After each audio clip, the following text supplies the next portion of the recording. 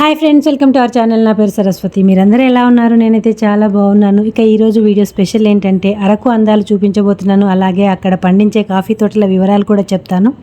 ఆ విశేషాలన్నీ తెలుసుకోవాలనుకుంటే మన ఛానల్ని సబ్స్క్రైబ్ చేసుకోండి. వీడియో ఎక్కడ స్కిప్ చేయకుండా చూడండి. చూసి నచ్చితే లైక్ చేయండి, కుదిరితే షేర్ చేయండి. సబ్స్క్రైబ్ చేసుకోవడం అయితే అస్సలు మర్చిపోకండి.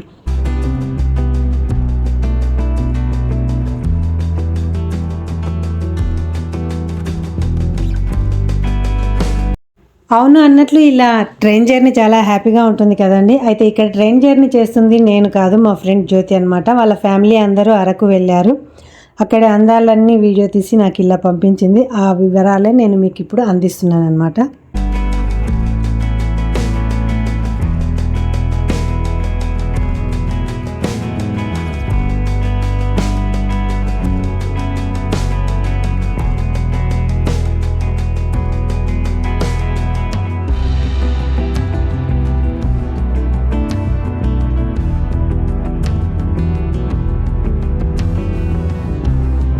ఇక అసలు విషయానికి వస్తే అరకు ప్రకృతి అందాలకు మాత్రమే కాదు, కమ్మటి కాఫీ తోటలకు కూడా ప్రసిద్ధిగాంచింది ఇప్పుడు.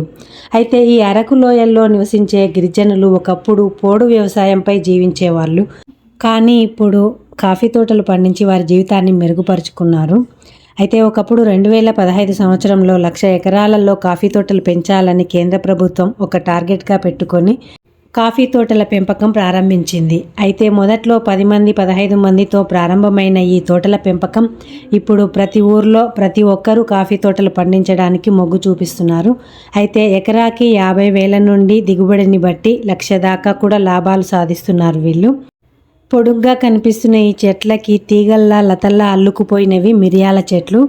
ఇక్కడ మిరియాలు కూడా బాగా పండిస్తారు. అయితే ఇక్కడ కింద కనపడుతున్న చెట్లే కాఫీ గింజల చెట్లు అనమాట. ఈ చెట్లకి గింజలు వస్తాయి. ఆ గింజలను తీసి కాఫీ పొడిలాగా తయారు చేస్తారనమాట.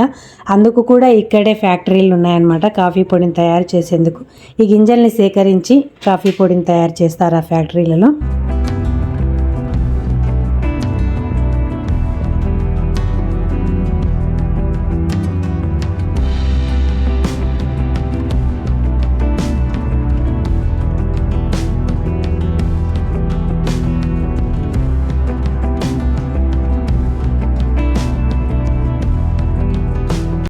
ఇక ఈ అరకులోయలో ప్రతి ఒక్క ఊర్లో 200 ఎకరాలకు పైగా ఈ కాఫీ తోటలు పండిస్తున్నారు.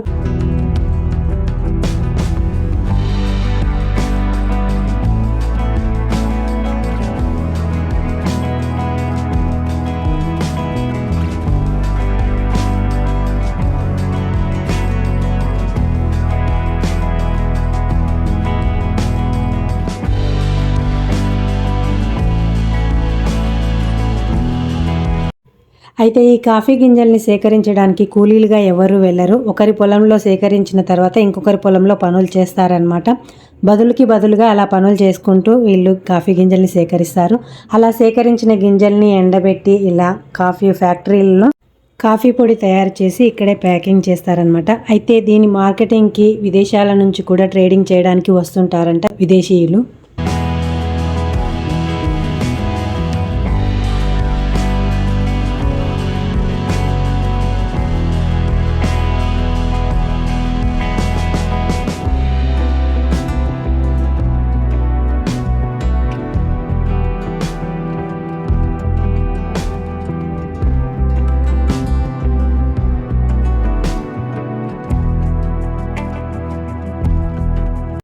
ఇలా ప్యాకింగ్ చేసిన కాఫీ పొడిని చూస్తుంటే కమ్మటి కాఫీ ఇప్పుడు చేసుకుని తాగాలనిపిస్తుంది కదా.